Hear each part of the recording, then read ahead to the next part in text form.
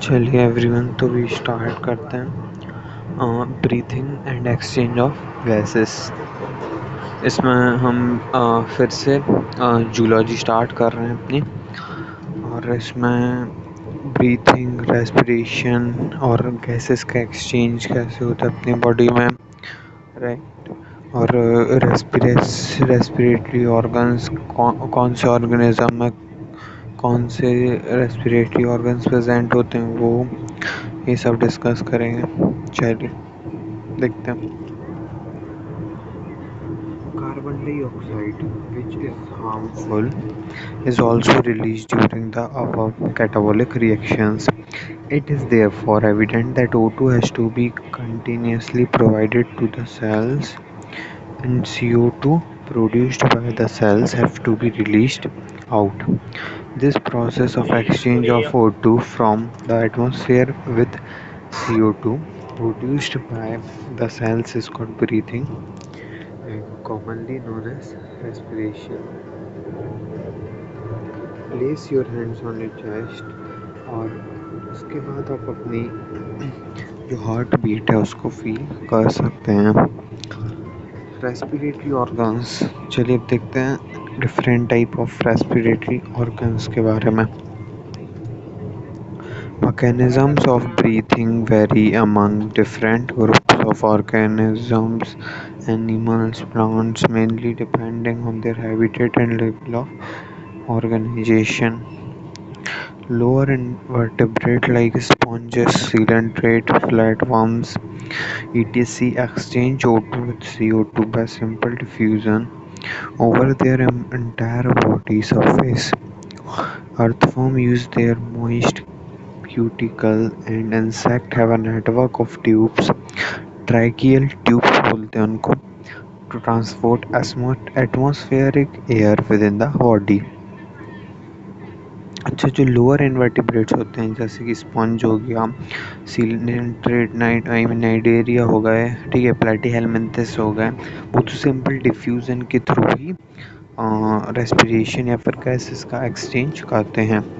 लेकिन जो क्या बोलते हैं इंसेक्ट होते हैं, अर्थवर्म होते हैं, वो मॉइस्ट क्यूटिकल का यूज़ करते हैं, क्योंकि उनकी आउटर मोस्ट पार्ट पर मॉइस्ट क्यूटिकल का प्रेजेंस होता है, जिसकी वजह से वो गैसेस एक्सचेंज करते हैं।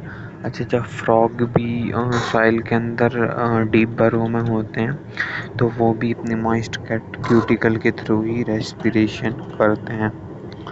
और लाइट, तो ये सब तो किससे किए, सिंपल डिफ्यूजन्स हैं, ठीक है। Special vascularised structures called gills are used by most of the aquatic arthropod and mollusk, whereas vascularized bags called lungs are used by the terrestrial forms for exchange of gases like vertebrates हैं, जैसे कि हम हैं, fish हैं, वो gills का use करती हैं। रेप्टाइल्स, बर्ड्स और मैमल लंग्स के थ्रू रेस्पिरेशन करते हैं, अपन लंग्स के थ्रू रेस्पिरेशन करते हैं।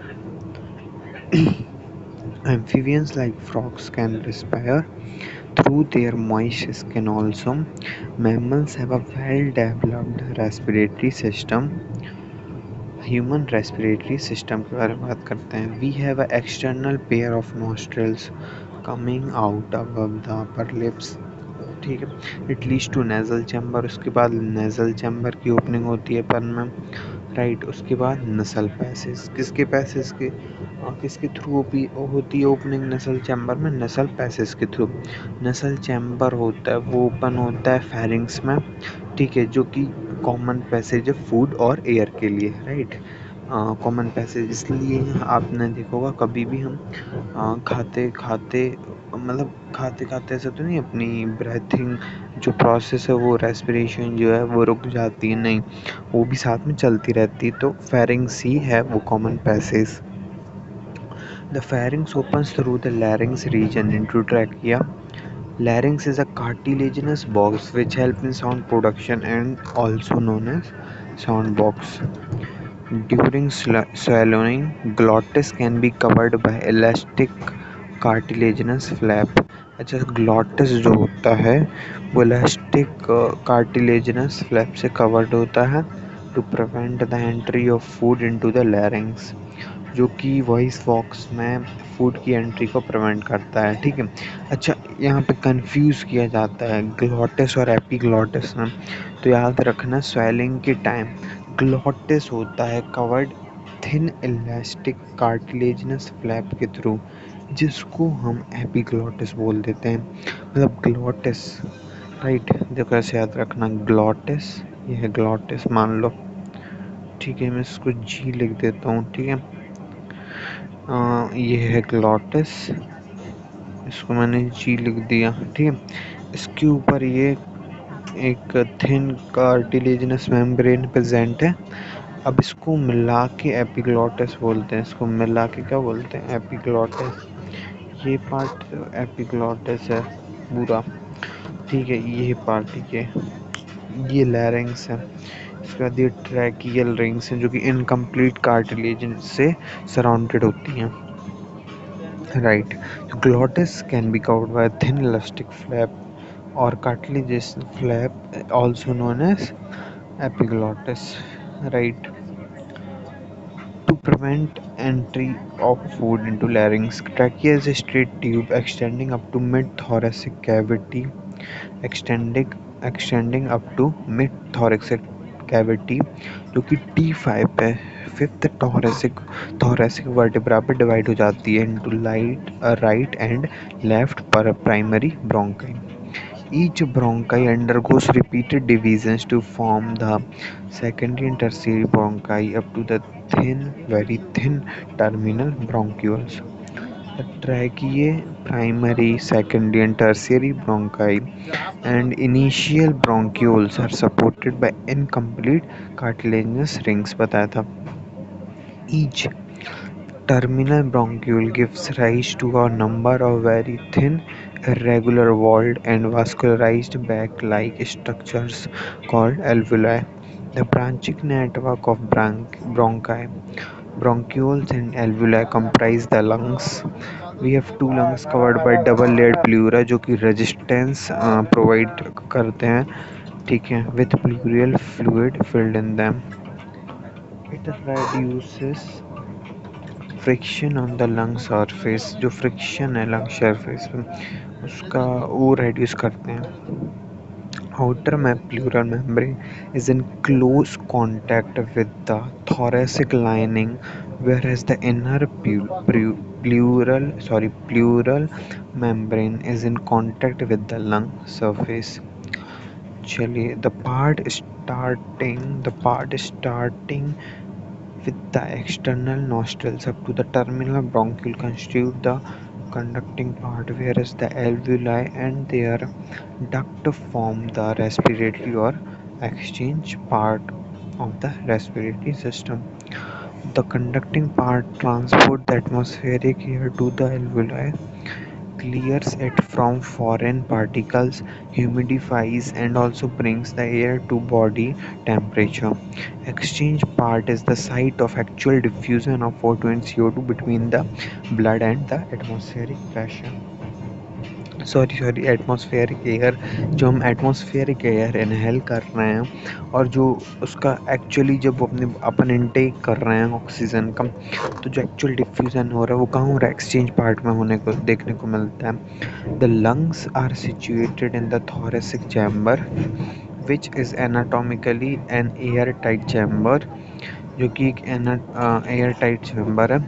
The thoracic chamber is formed dorsally by vertebral column, ventrally by sternum, right? Laterally by the ribs and on lower side by a dome-shaped diaphragm. Diaphragm का shape कैसा है, dome shaped होता है। Diaphragm कैसा होता है देखने में, dome shaped, right. The anatomical setup of lungs and thorax is such that any change in the volume of the thoracic cavity will be reflected in the lung cavity. Such an arrangement is essential for breathing, as we cannot directly alter the pulmonary volume. Respiration involves the following steps: breathing or pulmonary ventilation. Ventilation by which atmosphere एक अंदर आती है और CO2 हम बाहर छोड़ देते हैं। उसका डिफ्यूज़न होता है, ट्रांसपोर्ट होता है, डिफ्यूज़न फिर से होता है ब्लड और टिश्यू के बीच में, पहले एल्व्यूलर मेम्ब्रेन के बीच, फिर ब्लड और टिश्यू के बीच, फिर उसके बाद हम यूटिलाइजेशन करते हैं कैटाबॉलिक रिएक्शंस के थ्रू, जिससे CO2 निकल जाती है, सेलुलर रेस्पिरेशन। इसके बाद आता है मैकेनिज्म ऑफ ब्रीथिंग। हम ब्रीथिंग करते कैसे हैं? The mechanism involves two steps, inspiration and expiration। अच्छा, एक क्वेश्चन बनता है कि रेस्पिरेशन का टाइम कितने बार डिफ्यूज़न होता है, तो आंसर क्या आएगा? 2 बार, बिकॉज एक बार एल्वुलर मेम्ब्रेन के पास और एक बार टिश्यू और आपके टिश्यू और ब्लड के बीच, राइट। चलिए, breathing, okay, inspiration during at which atmospheric air is drawn in, and expiration by which the alveolar air is released out. The movement of air into and out of the lungs is carried out by creating a pressure gradient between the lungs and the atmosphere. Inspiration can occur if the pressure within the lungs, that is known as intrapulmonary pressure, is less than atmospheric pressure. There is negative pressure in the lungs with respect to atmospheric pressure, right? Okay. Similarly, expiration takes place when intrapulmonary pressure is higher than atmospheric pressure. The diaphragm and a specialized set of muscles, external and internal intercostal muscles between the ribs, ये कहाँ present होती हैं? These are present between the ribs, help in generation of such gradient. Inspiration is initiated by the contraction of diaphragm, which increases the volume of thoracic chamber in the anterior posterior axis. The contraction of external intercostal muscles lift up the ribs, ribs को lift up कर देता। मतलब एक बात याद रखना, inspiration में external intercostal muscles काम आ रही हैं, कौन सी? EICM, right, EICM, and the sternum causing an increase in the volume of the thoracic chamber in the dorsoventral axis. The overall increase in the thoracic volume causes a similar increase in the pulmonary volume. An increase in pulmonary volume decreases the pulmonary pressure to less than the atmospheric pressure, which forces the air from outside to move inside into the lungs. That is known as inspiration. Inspiration में आएंगे, पता ना, external intercostal muscle, और expiration में internal intercostal muscles. ठीक है, relaxation of the diaphragm and the intercostal muscles return the diaphragm and sternum to their normal position and reduce the thoracic volume by pulmonary volume. This leads to an increase in the pulmonary pressure to slightly above the atmospheric pressure, causing the repulsion of air from the lungs, that is known as expiration. We have the ability to increase the strength of inspiration and expiration with the help of additional muscles present in our abdomen. Average जो human का breathing rate होता है हम जानते हैं 12 to 16 beats और times पर minute होता है। बीट्स नहीं, एक्चुअली टाइम्स पर मिनट होता है। The volume of air involved in breathing movements can be estimated by using a spirometer, which helps in clinical assessment of pulmonary function.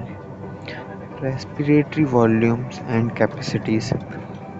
Tidal volume: the volume of air inspired or expired during a normal respiration. It is approx 500 ml. Healthy man can inspire or expire approximately 6,000 to 8,000 ml of air per minute. Inter-inspiratory reserve volume (IRV): additional volume of air a person can inspire by a forceful inspiration. This averages 2500 to 3000 ml। Expiratory reserve volume. अच्छा, ये सारे point बहुत important हैं, मतलब को याद रखने बहुत अच्छे से, right. Expiratory reserve volume, additional volume of air a person can inspire by forceful expiration. This averages 1000 ml to 100 1100 ml। ठीक है। Residual volume, volume of air remaining in the lungs even after a forceful expiration. This averages 1100 to 1200 ml, right? Volume remaining in the lungs even after a forceful expiration. Adding up a few respiratory volumes described above, one can derive various pulmonary capacity which can be used in clinical diagnosis। चलिए, residual volume में याद रखिए forceful, ठीक है। Total volume of air a person can inspire after a normal expiration, this includes tidal volume, inspiratory reserve volume, right? The total volume of air a person can inspire after normal expiration, expiration capacity. अच्छा, एक बात याद रखना है, capacity की जब भी बात करेंगे तो नॉर्मल टर्म यूज़ हमेशा होगा उसमें। अब एक्सपायरेशन की बात करते हैं, अगेन देखिए सेम है। फंक्शनल रेसिडुअल कैपेसिटी की बात करते हैं, सेम है। वाइटल कैपेसिटी होती है the person, the maximum volume of air can person can breathe in after a forced expiration. इसमें E R P, T B, I R P आती है, ठीक है। और the maximum volume of air a person can of breathe out after a forced expiration। total lung capacity, total volume of air accommodated in lungs at end of forced inspiration, ठीक है। जितनी बचती है उसको बोल देते हैं टोटल लंग कैपेसिटी। इसमें residual volume, expiratory reserve capacity, tidal volume, expiratory reserve capacity, और या तो vital capacity plus residual volume बोल दो। चलिए, इसके बाद आता है एक्सचेंज ऑफ गैसेस। हम अपनी बॉडी में गैसेस का एक्सचेंज कैसे होता है ये देखेंगे। Alveoli are the primary sites of exchange of gases। Exchange of gases also occur between blood and tissues। Oxygen and CO2 are exchanged in these sites by simple diffusion, mainly based on pressure concentration gradient, solubility of the gases, as well as thickness of the membrane involved in diffusion are also some important factors that can affect the rate of diffusion। Pressure contributed by an individual gas in a mixture of gases is called partial pressure। अच्छा, हम partial pressure देखते हैं, इनका सिर्फ pressure नहीं देखते हम। जब भी हमें किसी भी गैस का प्रेशर मेज़र करना हो तो हम मेनली पार्शियल प्रेशर के टर्म्स में मेज़र करते हैं, वो भी यूनिट होगी in mm of H G. ये देखिए यूनिट लिखी हुई है, ठीक है। Partial pressure of two gases in atmospheric air and, sorry मैं हर एटमॉस्फेरिक एयर की जगह एटमॉस्फेरिक प्रेशर बोल देता हूँ, sorry. And the two sides of diffusion are given in table. अच्छा, ये जो डेटा दिया हुआ है ये पूरा इम्पोर्टेंट है। ये जो भी डेटा इतना दिया हुआ है आपका, ये पूरा डेटा इम्पोर्टेंट है, टेबल बिल्कुल याद करनी इम्पोर्टेंट है। इसके बाद ये डायग्राम आता है, ये देख लेना, इसमें कुछ अलग नहीं है, बस ये पी सबके पार्शियल प्रेशर लिखे हुए हैं, ये भी आया हुआ है पी वाई क्यू, तो ये भी आप याद कर लीजिएगा। एंड ये वाला भी, ये भी इम्पोर्टेंट है क्योंकि, ठीक है। इसमें लेयर देख लीजिएगा कहाँ पे कौन सी, बेसमेंट मेम्ब्रेन, एल्वुलर वॉल, और आपकी स्क्वामस एपिथेलियम जो कि थिक होती है। एल्वुलर वॉल, सॉरी थिन होती है, थिन, और alveolar wall one cell thick होती है, ठीक है। ये भी याद रखना। चलिए, A gradient is present for CO2 in the opposite direction from tissues to blood and blood to alveoli. As the solubility of CO2 is अच्छा ये बहुत important line है. As the solubility of CO2 is 20 to 25 times higher than that of O2, the amount of CO2 that can be diffused through the diffusion membrane per unit difference in partial pressure is much higher compared to that of O2. The diffusion membrane made up of three major layers, that is thin squamous epithelium, endothelium and the basement substance present between them.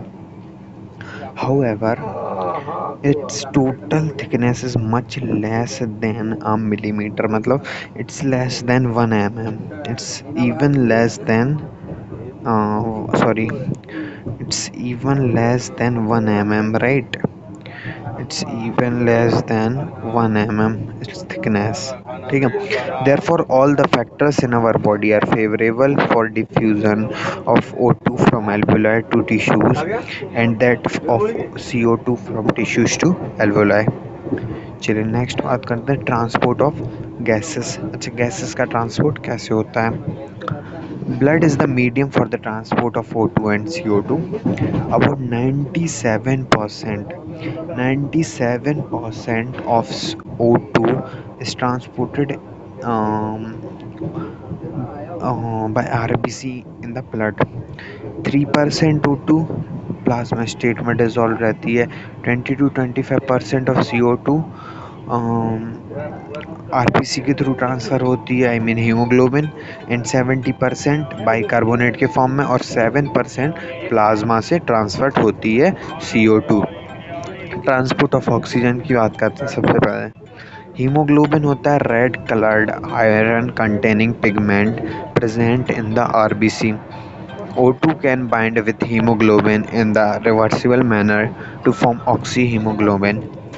Each hemoglobin molecule can carry a maximum of 4 molecules of oxygen. एक molecule जो होता है haemoglobin का वो maximally 4 molecules को carry कर सकता है. किसके? ऑक्सीजन के 4 मॉलिक्यूल्स को कैरी करता है. Binding of oxygen with hemoglobin is primarily related to partial pressure of O2. ठीक है, पार्शियल प्रेशर पर डिपेंड करता है सब कुछ. चलिए अभी जो पार्ट आने वाला है बहुत इंपॉर्टेंट है. यहाँ से क्वेश्चन मैक्सिमम अगर देखा जाए इस चैप्टर से तो बनता ही है. Partial pressure of CO2, hydrogen ion concentration and temperature. Hydrogen ion concentration and temperature वो फैक्टर्स हैं जो कि बाइंडिंग होना या फिर नहीं होना इस पर ये सब फैक्टर्स डिपेंड करते हैं. A sigmoid curve is obtained when percentage saturation of hemoglobin with O2 is plotted against the PO2. This curve is called oxygen dissociation curve and is highly useful in studying the effect of factors like PCO2, hydrogen concentration, on binding of O2 with the hemoglobin. In the alveoli, where there is high PO2, low PCO2, lesser hydrogen concentration, and lower temperature, all the factors are responsible or favorable for the formation of oxyhemoglobin. Right? अच्छा, यहाँ पे curve दिया हुआ है oxygen dissociation curve.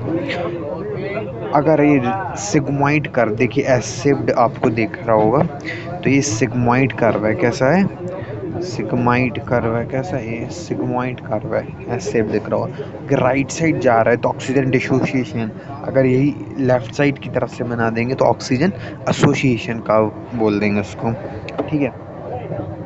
अच्छा, tissues में जहाँ पे लो पार्शियल प्रेशर होता है O2 का, हाई पार्शियल प्रेशर होता है CO2 का, हाई हाइड्रोजन कंसंट्रेशन होती है और हाई टेम्परेचर होता है, ये सारी कंडीशन फेवरल होती हैं ऑक्सीजन के डिसोसिएशन से फ्रॉम द ऑक्सी हीमोग्लोबिन.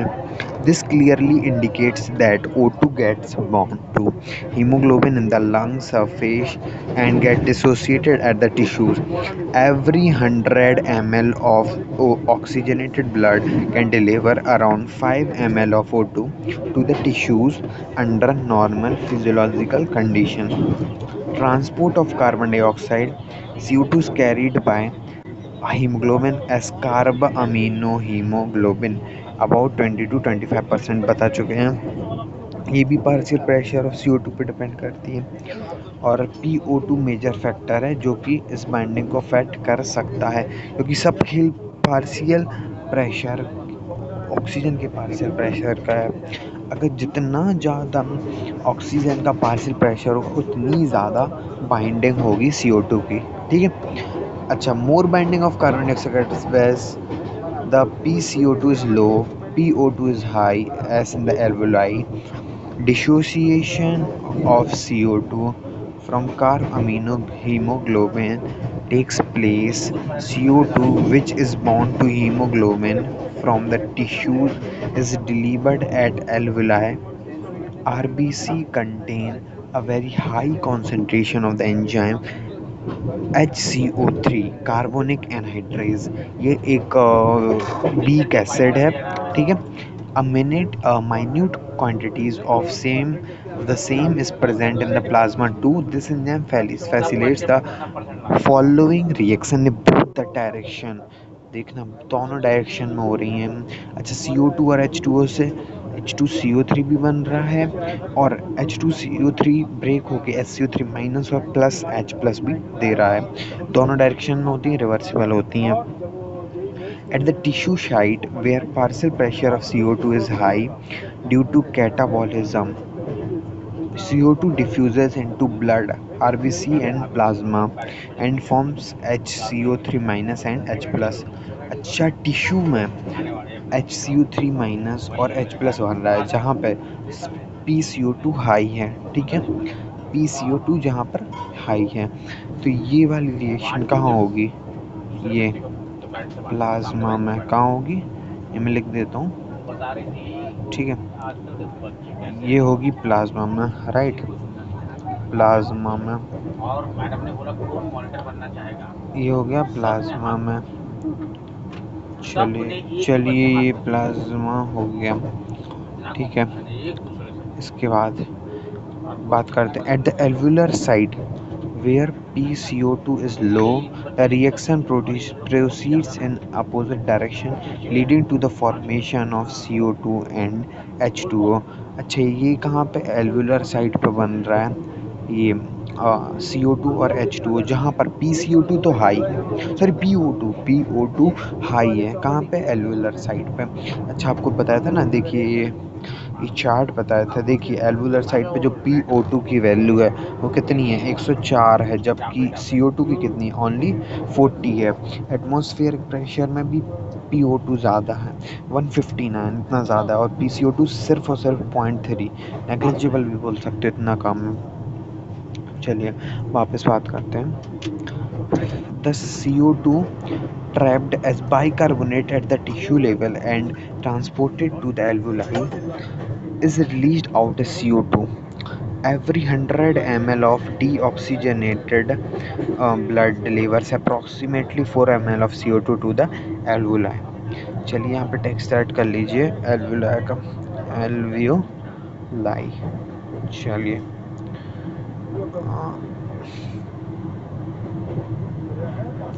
इसके बाद बात करते हैं regulation of respiration. Human beings have a significant ability to maintain and moderate the respiration rhythm to suit the demands of body tissue. This is done by the neural system, a specialized center present in the medulla region called respiratory rhythm center is primarily responsible for this regulation। अच्छा, medulla में cardiac centre भी present होता है, right. Another center present in pons region of the brain called pneumotaxic center can moderate the function of the respiratory rhythm center। Neural signal from this center can reduce the duration of inspiration and thereby can alter the respiratory rate। A chemosensitive area. A chemosensitive area is situated adjacent to rhythm center, which is highly sensitive to CO2 and hydrogen ions. Increase in these substances can activate the center, which in turn can signal the rhythm center to make necessary adjustment in the respiratory process by which these substances can be eliminated.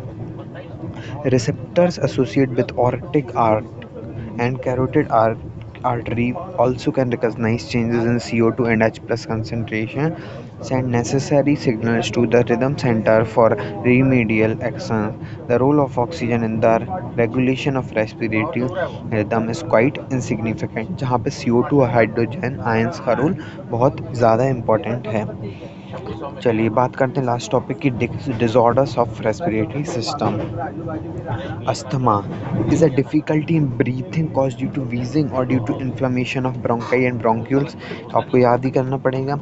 और emphysema एक chronic disorder है जो कि alveoli, जिसमें एल्वुलार walls damage हो जाती हैं, respiratory surface decrease हो जाता है. इसका मेजर कॉज क्या है? Cigarette smoking. ठीक है, सिगरेट स्मोक करने से होता है, इसलिए सिगरेट स्मोक हमें कभी भी नहीं करना चाहिए, जो कि बहुत गलत है और लोग करते भी हैं, बिल्कुल नहीं करना चाहिए. Occupational respiratory disorders in certain industries, especially those involving grinding or stone breaking, so much dust is produced that the defense mechanism of the body can't fully cope with the situation. Long exposure can give rise to inflammation, leading to fibrosis and thus causing serious lung damage. इसमें mask का बहुत बड़ा role होता है सब gases से बचने के लिए जो रिलीज होती है इंडस्ट्रियल एरियाज में. अच्छा, समरी भी पढ़ लीजिए, कुछ पॉइंट इम्पोर्टेंट हमें मिल जाते हैं देखने को इसमें भी. ठीक है, चलिए, थैंक यू फॉर वॉचिंग. और जो भी डाउट हो टेलीग्राम पे आप अपलोड कर सकते हैं, एंड इसका PDF भी टेलीग्राम पे मिल जाएगा.